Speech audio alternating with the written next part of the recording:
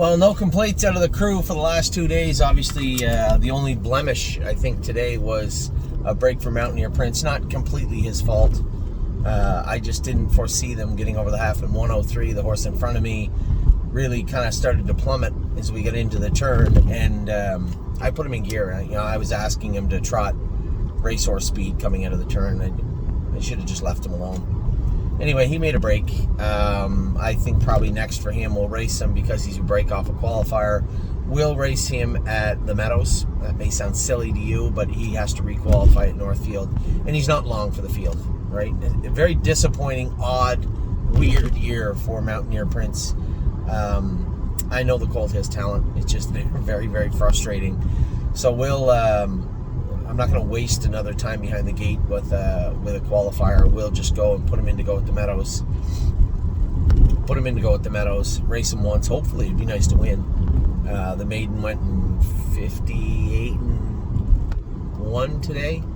Mountaineer Prince, Manhattan Money was the winner. Horse that was second was close. I don't think anybody else was. So it's not unrealistic to think that Mountaineer Prince can't trot 59. At the Meadows. I think he can. So that's what we'll do with him. Now on to the good news of the day. We were winners with Manhattan Money. We were winners with Foxy Seaside. Widespread Panic. I had told you what was wrong with Widespread Panic. He's really getting into his knees. I think we just have to work on that. Change his shoes a little bit. Make sure he's mechanically good everywhere else. Sometimes when their knees are bothering them a little bit, they'll do that. But I didn't get a sense that anything was really up other than was at himself. So I don't think you have to look to make, as I like to say, those wholesale changes. I think just incremental. We're not going to get him completely out of his knees. He's a 3-year-old. He's still very immature, a little narrow in his chest, and I think that's why you see him slapping at them. But you're not going to be able to get him out of his knees. You're going to be able to, at best, mitigate that so he pops it, picks at it a little bit, but doesn't really get at it like he did today. If we can do that, then I think it'll be full speed ahead because he definitely is a much more balanced, well-mannered horse coming back out of Indiana. If there's any solace in that hiatus he had in Indiana, it was that he did mentally mature. He did come back a more manageable horse. It appears to me. Anyway, it appears to me. Did his work well, just couldn't do it any better today. So we just got to work on that. Then made it all the way back. Very frustrating with the break in Mountaineer Prince. I have to take some of the culpability for that. I allowed us to get over the half in 104 and a piece, which was insanity. And then let him trot out of the turn. I thought we were safe where he made the break, to be honest, and kind of caught me off guard. Just can't catch any breaks with this guy this year, so we'll see if we can try to erase some of that in a maiden race at Poconos' next start. Chime Bell looked very good, a little rough down the lane, just mechanics, but man, she was strong as an ox tonight. Here's a filly that hasn't raced in quite a while, coming off 2 training trips in 2.5, and she jogged tonight in 58. And if she was safer down the lane and I could just let her trot forward, probably 57-3, 57-4. She looked very, very good. What a sweetheart to drive, too. Lonely Lakewood. You could never do that with this horse. You could never leave. I know the fractions weren't hot, but you can never ask him to do what he did. Still lazy on the front end, but finished off his mile very strong. That last 16th was probably the best 16th.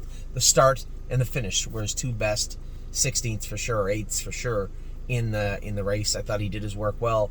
All those people out there. Here's a very well-bred, good-looking colt, no bad habits, and nobody wanted him last week, which is shocking to me, but it is what it is.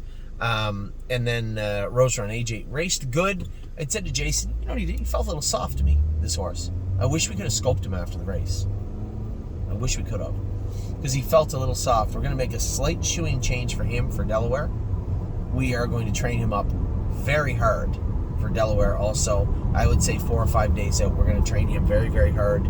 I want him on his toes and absolutely not exhausted when he's racing. He just felt, used him hard off the card. I'm not saying he didn't have a reason to be tired. I was just a little surprised he felt a little soft where he did. When I went to move him down the backstretch, he kind of felt like he just kind of wilted away a little bit. And, I had to get into him, get after him a little bit, chase him down the lane. We ended up a decent second. The horse at won crushed them. I think Hunter moved him 11 times in the mile. He jogged, left hard, stuffed me in the 2-hole, let the 6 horse go, who was the favorite, I believe, or was the favorite, or I guess the 7 horse. Let him go, and then removed in the oddest place coming to the half. Parked Chris Lems. Then if Chris Lems doesn't blow the turn getting into the far turn, I'm 4th maybe. But we ended up getting a clear shot at the 7 horse who was running into the turns. And once we had him collared, I was happy that Roser and AJ finished him off. So that was good. He didn't race bad. I just thought maybe a tiny bit soft where he shouldn't have been. So we used him as a racehorse tonight. He's, I can tell you this much. I don't think there's a horse in the barn that has learned as much as him. Remember, this is a horse we had to put a dog chain on in May. Really hot, could get himself in trouble training down, and is now actually turned into an extremely versatile animal. So, to leave him, fire him up like that out of the 8-hole, and then have to back him in the 2-hole, and then start him back up down the backstretch. Very impressed with what I saw from AJ tonight. I wish I'd have seen a little more, but he hasn't raced since his maiden win, and that was more of a walk in the park. Tonight, he really had to dig down deep, and I just felt that maybe he was a little shallow. So he won't be for Delaware, I can guarantee you that. So a great day, a great week, but a fantastic day. We had 4 winners, a 2nd, a 5th, and a break today. And that's following up a day where, Kentucky, we were 2nd, 4th, break, 6th. Ontario, we were 3rd and got mugged. 3rd and got mugged. And then when we got to Ohio, we were win, and then finished off the night with a 2nd in New York. So a fantastic 2 days for the stable. Looking to keep it going. We just have Arrowhead tomorrow, going for 253 though. That's a big day at the office, and really don't care races tomorrow night. Then on Friday, a very busy day at the office. Flash Fly, first start back. La Dorraine. Somebody said she drew the 9-hole. Are you taking her back? No. I'm not going to blast her out of there, but I'm not retreating. There'll be no retreat. No surrender. That's that. I'm going to let her float out and try and get a spot for her. I'd like to race her a little conservative. A little more conservative than I did last week, but not too conservative where I get her in trouble. So I'm going to race her. Drebin is also in. Super excited about him, but he's our last horse. I got a bunch of drives in the middle, and then I got to go all the way down to Scioto. Before I race in Scioto, Chicago Hall races at 5 o'clock. That must be Grand River, I guess. 5 o'clock race at Grand River. And then Fire and Shine. Just trying to grab some points. It'd be nice to get the Buckeye consolation with her. Militant. I think he's picked a win from post 9. Interesting. Watch Your Mouth is also in. What are his odds? Watch Your Mouth. 2-1. Scott Coulter. Good luck. JK Victory is in to go again. And then we have made the move. Brace for Landing. He made a break on Monday. That's okay. We'll just switch countries and you can race on Friday. He's in to go in Scioto on Friday. Rosemond Alexander is also in to go. A late night for me. I think I'm in with Jason's horse. Jason, remember Atlas Hanover? He claimed Atlas Hanover back. He's in the 16th race in Scioto on Friday. And then Tactical Mounds races at 9:25 at the Meadowlands. I guess the Miss Versatility didn't go, so they went with a $30,000 overnight, Megan said. Saturday, I have nothing until Saturday night in Northfield. I opted to stay in Northfield. We got a bunch of horses to race. Brett drove Save America, so he should have been staying up. Please tell me he took him. Yeah. I thought Brett should drive Save America, so there's no need for me to go down there. Gypsy Hill. Chris Lems is going to drive Gypsy Hill and Rock Shining Star. They're both in good spots. No, Gypsy Hill's in super tough. He's in the Sire Stakes. By design. Rock Shining Star, I don't. 15-1, I get it, coming off his last line. Horse won the Open at the Meadows. 4 starts back. He's no slouch. Princess Dream is in the Grassroots. Grassroots. So is Resolve Indeed. Those go at Sarnia. Prince Charmer's not ours anymore. We got to get him off that list. Victory Blue Chip, looking to follow up with the other horse that we bought back in Lonely Lakewood. Looking to follow up with him. Victory Blue Chip is racing. What are his odds? 9 to 2 on Saturday evening. I'll finish my night with Love and Affection, but we'll finish our night with Rock Shining Star. The most interesting thing,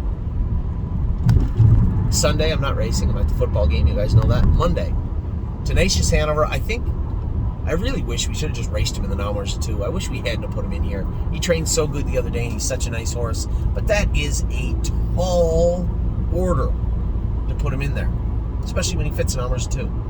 I guess the argument can be made he fits in Nommers too next week if he doesn't win also, I guess. Memory and Imagination, 4-1, is that what Tim said? 4-1 from post 7, so that's good.